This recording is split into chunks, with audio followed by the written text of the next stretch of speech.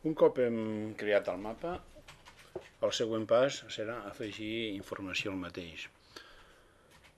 Aquesta informació pot ser de tipus gràfic o pot ser informació sobre cada node. En principi, l'únic que ens han de treballar és afegir-hi informació tipogràfic.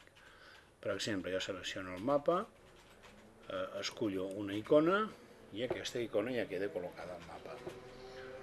Puc posar, per exemple, a cada node un número.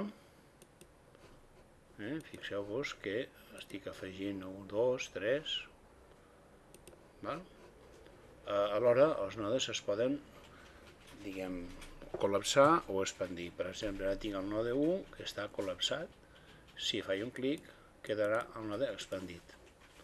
Aquí, aquest, faig un clic, es col·lapsa, fent un altre clic, s'expandeix.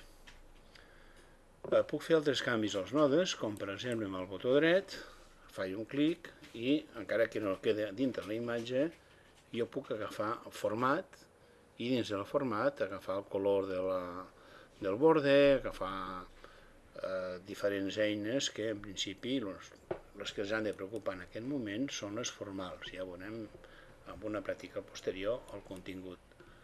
Fixeu-vos que podem posar negreta, per exemple, o podem posar en color.